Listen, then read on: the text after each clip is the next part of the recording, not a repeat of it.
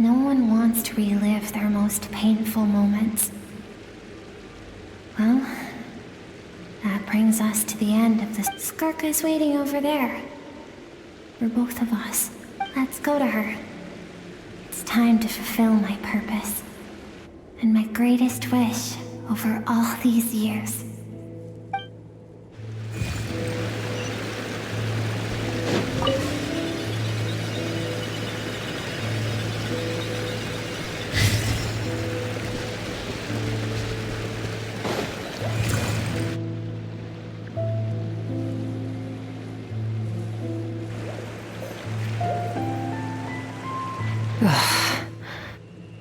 So all this, just so you could bring him here.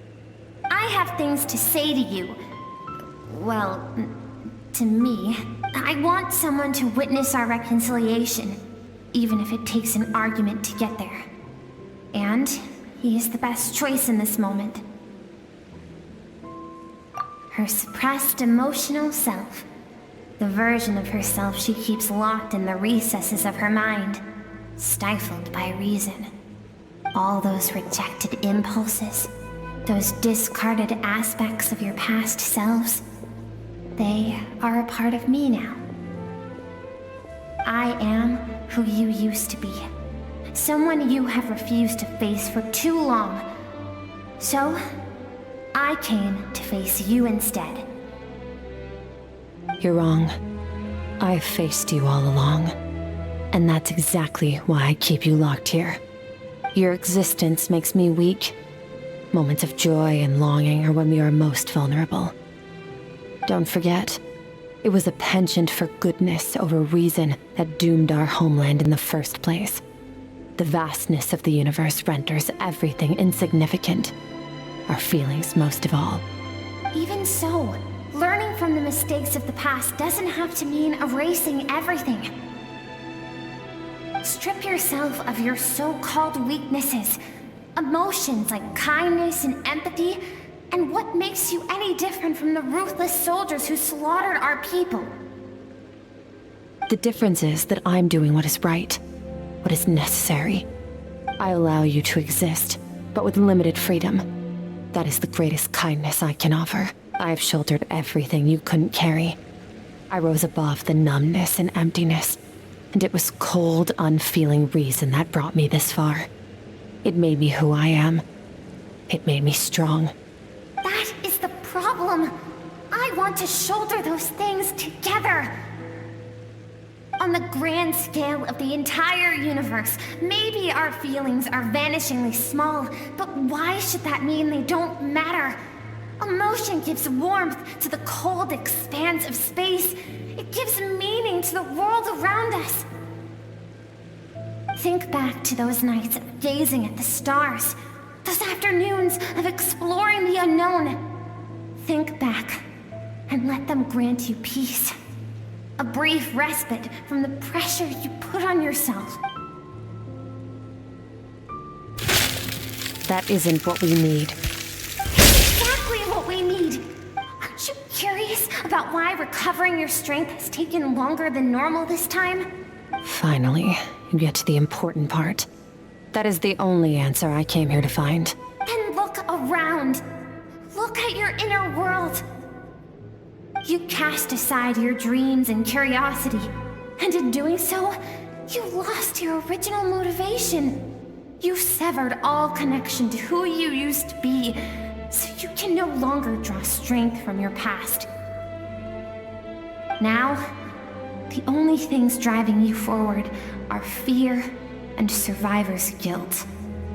But these cannot take you far enough. And so, this river, the source of your strength, grows more polluted by the day. And you think that means I should seek help from a weak little thing like you?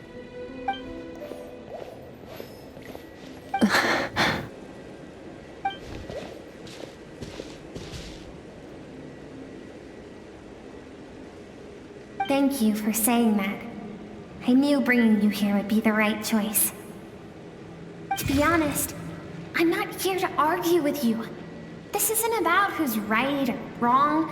And in fact, I agree that in order to make it through the wake of that tragedy, we had to distance ourselves from the pain through reason over emotion.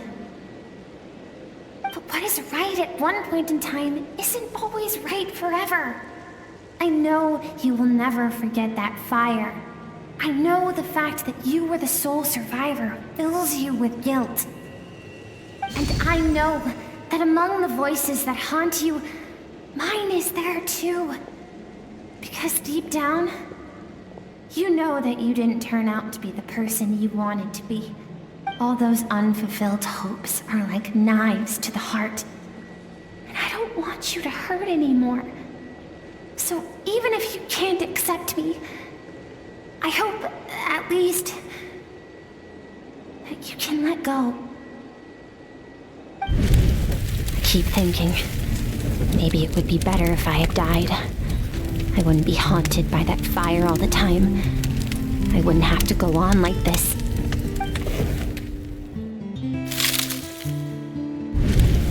Your dad and I, we're not afraid to stare death in the face, but we need you to survive.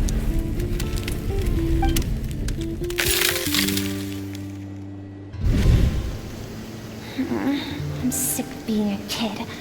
There's so many amazing things out there, and I'm ready to see them all.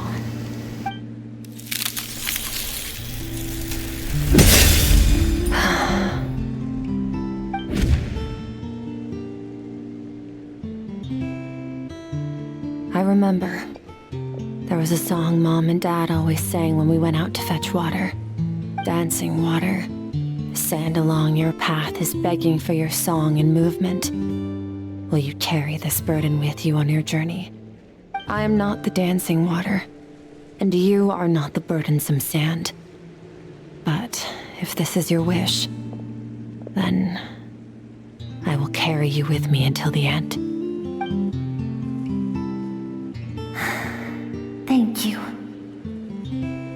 I should be thanking you.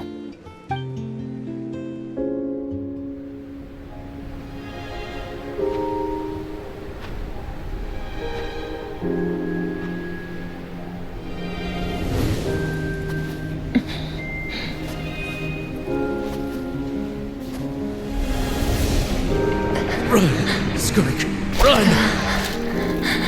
Remember, leave no one alive! Heed my words, Skirk. Let fear take root in your soul. Did you survive? Why was it only you? Skirk, did you become a positive light in this world?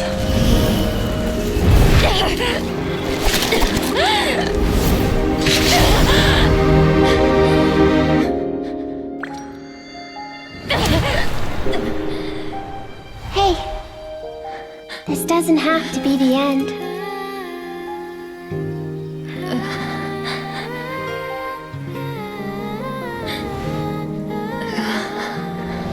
Life is a gift.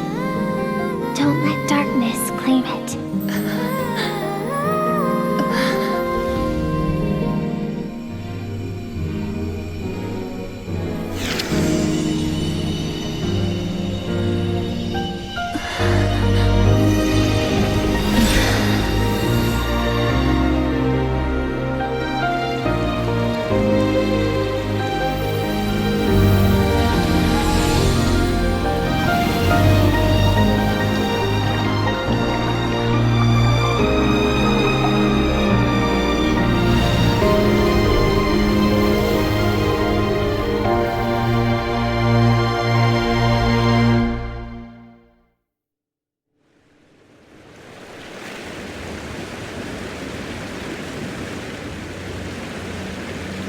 So, you saw my memories then. I once asked my master if survival of the strongest was the law of the universe. He said no, but in a world without order, those with no moral boundaries tend to be the ones who survive. That's why, after hearing his answer, an idea came to mind.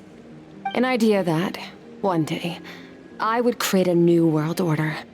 One in which there would never be another tragedy like that fire. One in which power was not the law of the land. But that means I must defeat him. Because my master, Sir Logi, is, at the core, a defier of all rules and order. Yes, and not just because of the gap in our abilities, but also because I have no reason to see him as an enemy. Although his decision to train me was not made out of kindness, he did everything a master should. He saved my life, taught me the sword and the principles of strength. And for that, I respect him. I know, and it's not something I want. But Master never goes back on his word. I have to treat everything he says as a promise. He's no longer into that, but he sends me messages through the abyss every now and then. Most of them are simple greetings, or an answer to one of my questions. Every time I hear from him, my heart skips a beat. And I wonder if this is the moment where he'll finally appear before me and tear down everything I've built to pieces. Maybe that means I do live in eternal fear, just like he said. Yes, I respect him, but I'm also afraid of him. And for that reason, the pursuit of strength consumes every moment of my life. I don't know what Master has planned, but I have to be ready.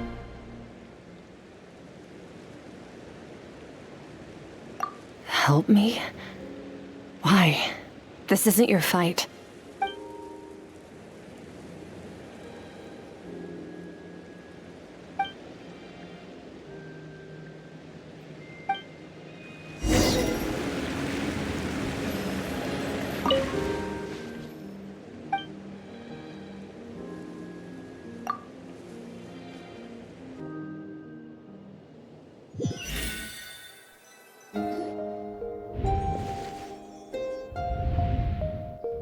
Oh, you're finally awake! Honestly, Paimon was gone for like 2 seconds and then she comes back and finds you both unconscious? Oh, you scared Paimon half to death! You're both okay, right? What does it look like?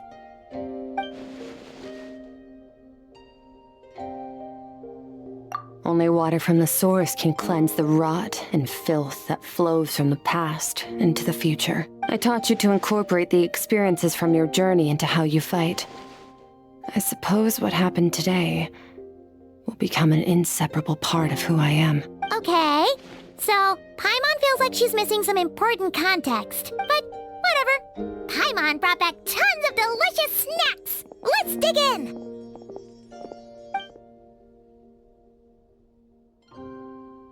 All right, it's about time we finished what we started. We're gonna deal with this thief for good, right?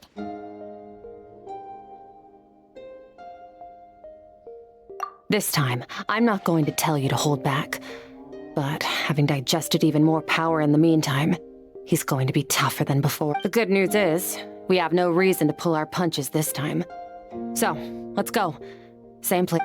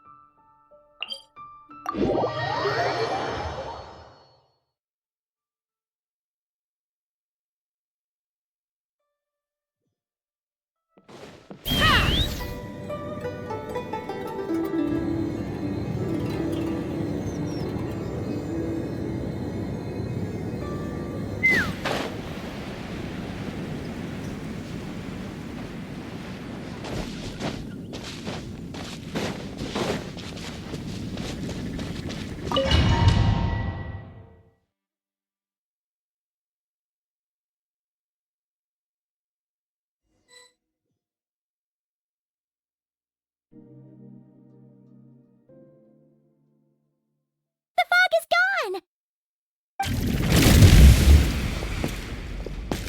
Wait, isn't that the form the all-devouring narwhal changed into? How come he knows? Really? So, you're telling Paimon that giant whale and this guy can both turn into the fowl? How does that work?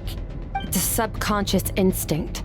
Any intelligent being who longs for his level of strength is bound to mimic his appearance.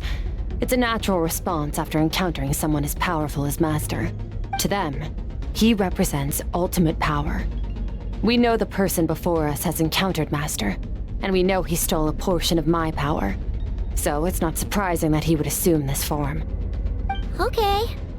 Oh, the closer Paimon looks, the more intimidating it gets. Nervalette isn't here this time, so it's up to us. He won't have the nerve to steal again after we're done with him. Let's teach this guy a lesson.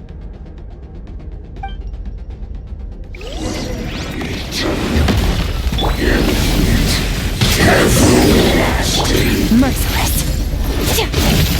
Paradigm shift.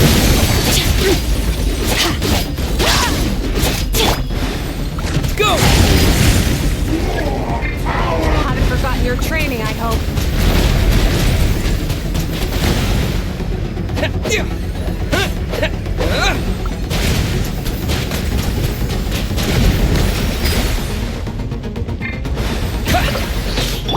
Merciless. Into the void.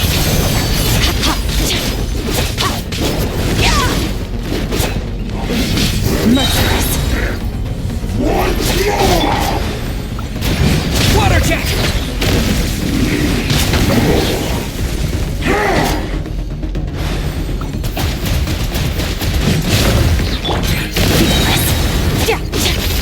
Another star goes out.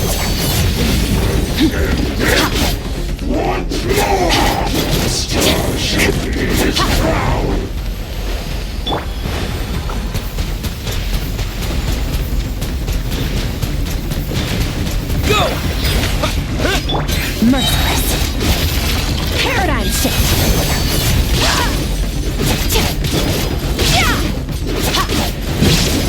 Merciless. Water jet! Yeah!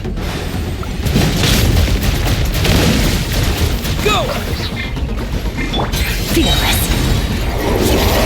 Into the void.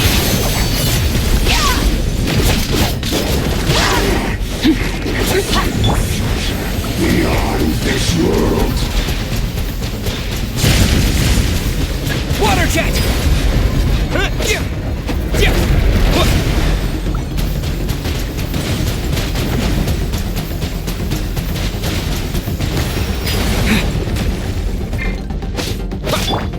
Extinguished.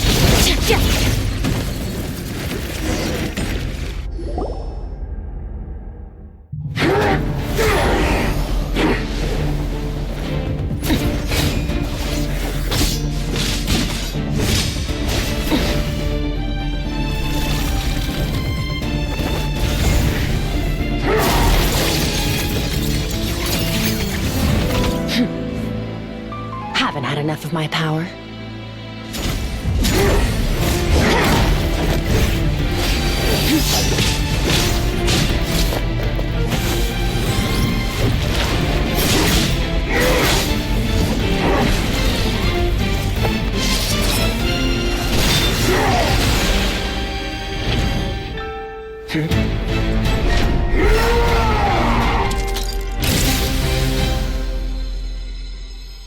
Well then, let's see how much more of this power you can handle.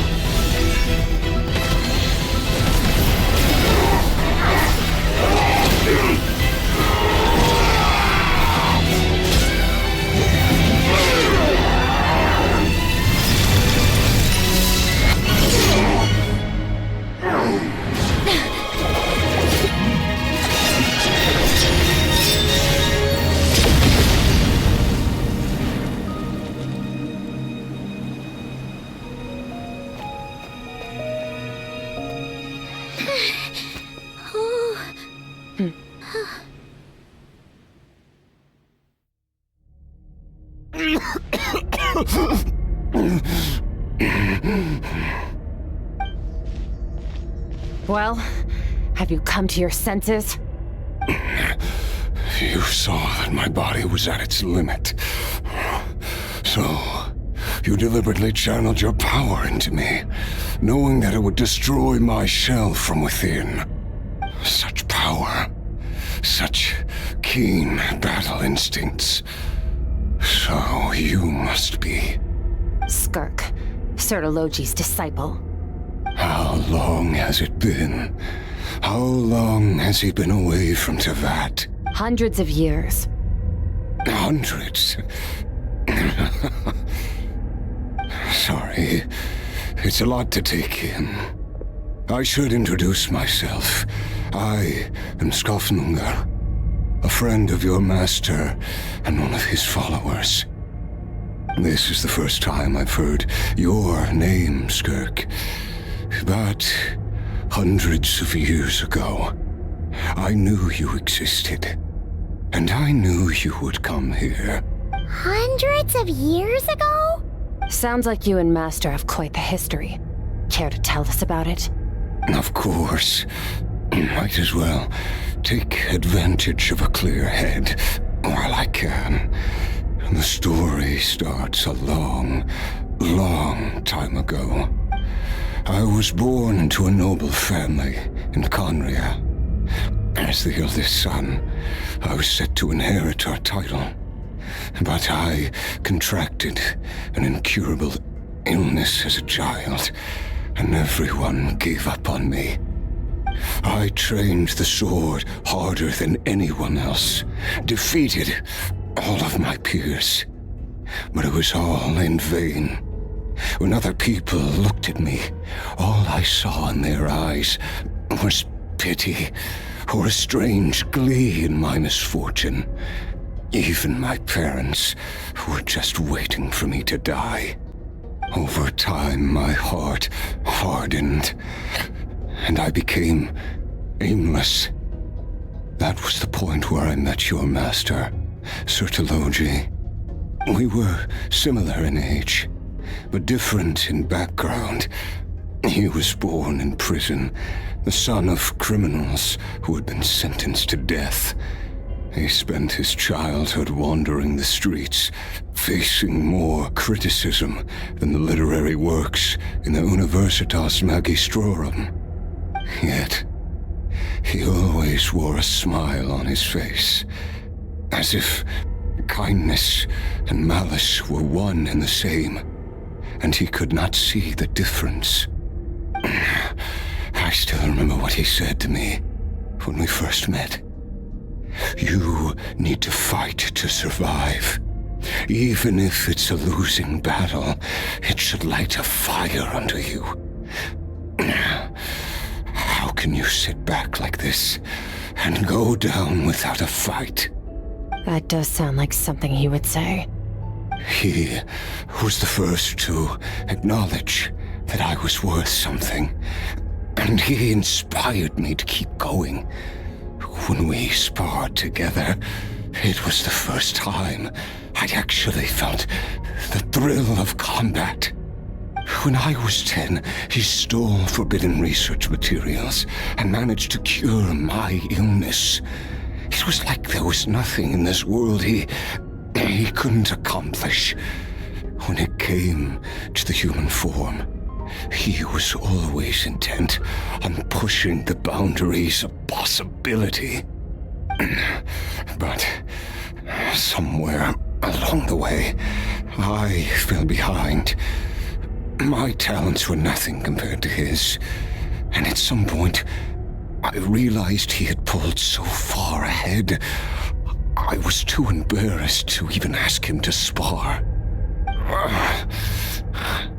After his grand endeavor was successful, he sought me out and said to me, "This planet no longer holds anything of interest to me, so I'm leaving. But first, I have an offer. I can use a power I have just refined to break the curse of immortality for you. Your death was once what we worked so hard to prevent. But the immortality you now face is a different kind of pain altogether."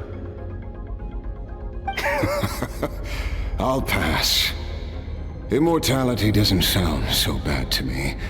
Since I can't die, it means I have an infinite amount of time to get stronger. Maybe I'll finally catch up to you one day, and we can spar like we used to. Are you sure? I cannot say when I will return. Your body, or rather, your soul, might not be able to withstand this curse.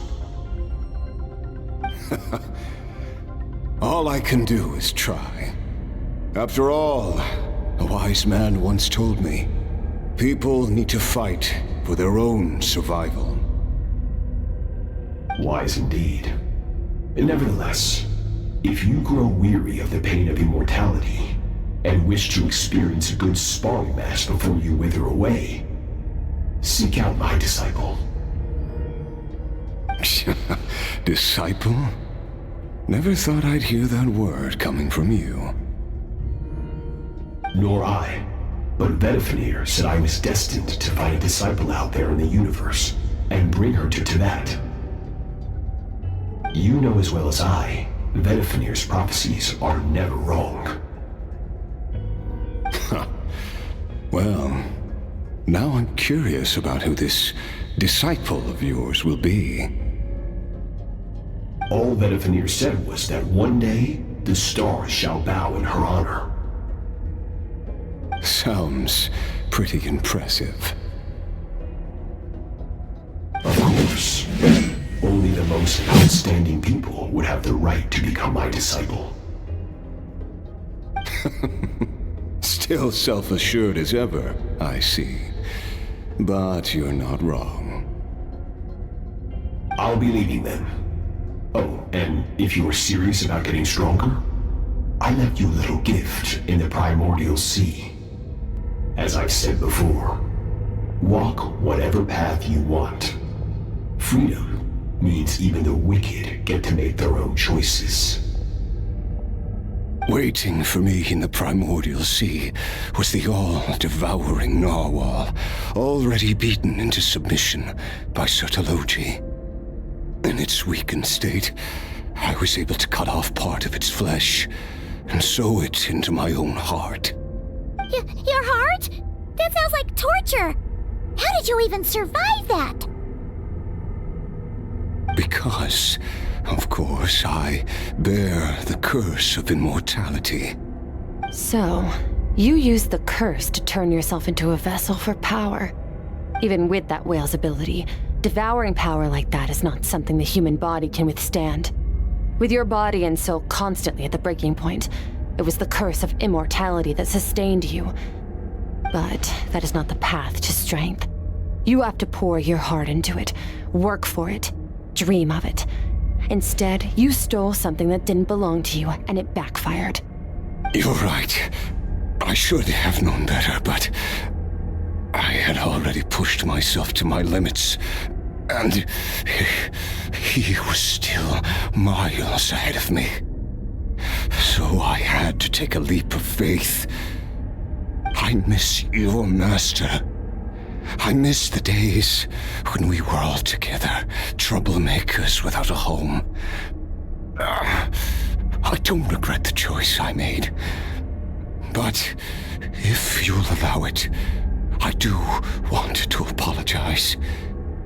To both of you. After the beating we just gave you, I think we can call it even. You're an interesting one as well. Sertologi's disciple. That's a lot to live up to. It can't have been an easy experience.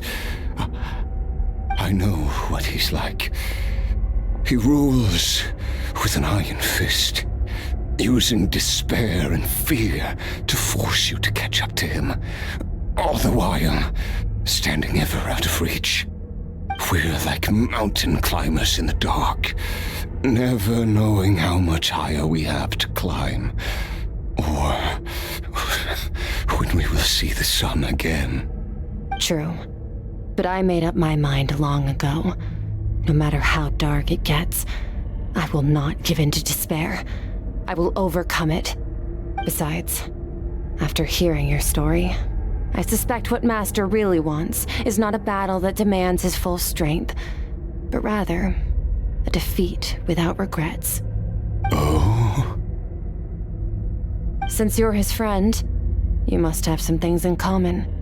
The first time we came here, when you stabbed me through the fog and stole my power, I felt no emotion coming from that spike.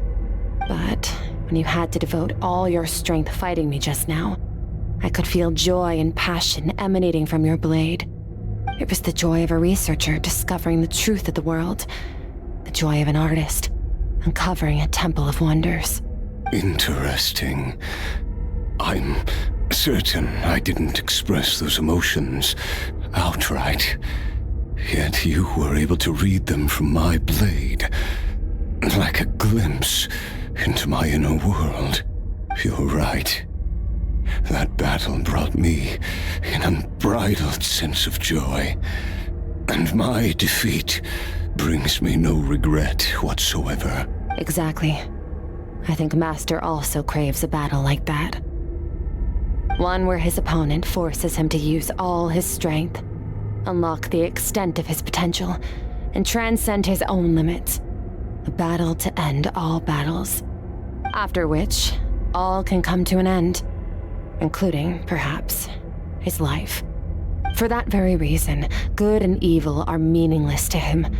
He has one purpose, one goal: to complete himself. It's one of the secrets to his strength. Perhaps you're right. Perhaps that is his call. What a battle that would be. Oh, to witness such a...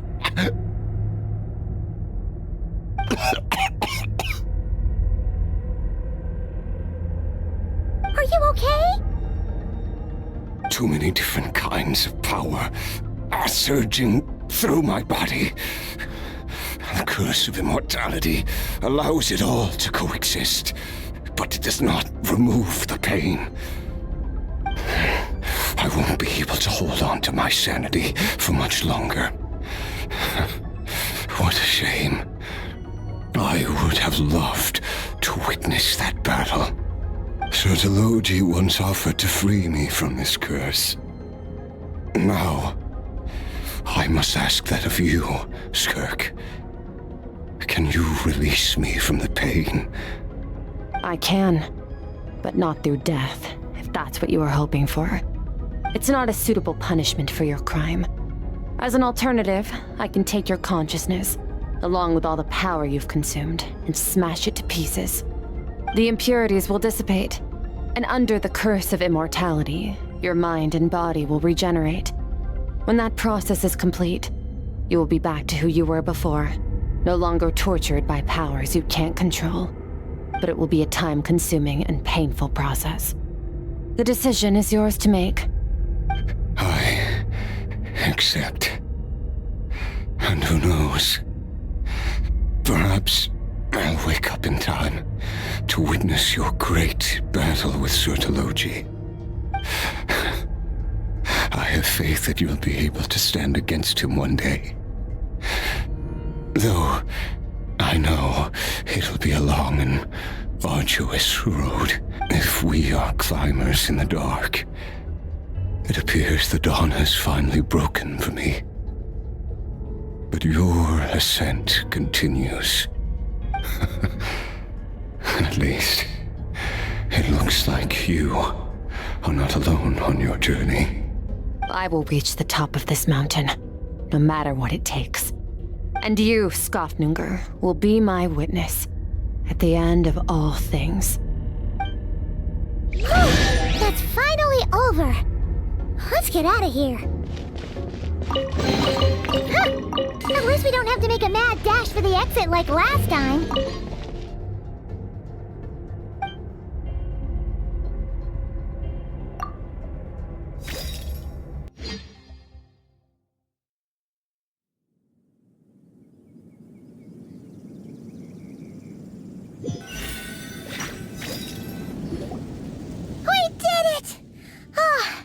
It's only been a few days, but it feels like forever. Once again, we've proved there's nothing we can't overcome. We're just that awesome. Wow, you sound even more confident than usual. Guess you really have become stronger. Today sure went by fast. It's night already. Oh wait, that reminds Paimon. The stars you mentioned, the ones that died out, are they back now? Yes. The power Skafnungur stole has been returned. So, the stars have regained their light. Great! Huh, it's crazy that you even noticed their light was gone. There are so many stars in the sky. If a few disappeared, Paimon definitely wouldn't be able to tell. I suppose it's because I have gazed upon this sky for centuries. The false stars, hanging in the meticulously planned sky, glittering with rotten light. It's not real. And yet, it is for that very reason that I can look upon it and enjoy the momentary peace it brings. Even the most beautiful of bubbles has to burst. We will return to the real universe one day, whether of our own volition or not. Time marches ever forward. Even the innocent and naive will taste life's bitterness. Yet through hardship, we grow until we learn to seize the sands of time for ourselves and uncover our true strength. Though we gaze upon a false sky, its vastness and majesty is palpable. One can only wonder, what is it going to take for kindness to reign supreme in the vast expanse of the universe? Ugh, this is all going over Paimon's head. But if she knows one thing, it's that the Traveler always finds a way. Ever since we met, he has filled Paimon's days with happiness. No matter how tough things get, he always finds a way to make it better. If it's too big a job for one person, then we'll do it with two. And if two's still not enough, then three. We've met so many amazing friends and accomplished so many amazing things. As long as we don't give up, we can make any wish come true. I suppose when it comes to you, anything is possible. Well, I should be going. Now that my power is no longer isolated from my emotions, I need more practice to get used to it. I suppose fate will decide. Maybe we'll bump into each other on the street. Or maybe we'll reunite on a different planet entirely. Regardless, reunions and partings are but passing moments. More than anything, I hope that at the end of this journey, wherever it takes us, we stand in a world reborn. One without war, pain, or forced partings. One where new life can bloom, even where there was once nothing but scorched earth. For this, we must all work to become stronger. Goodbye, Traveler. Remember your training. Make sure to put it to use. Bye!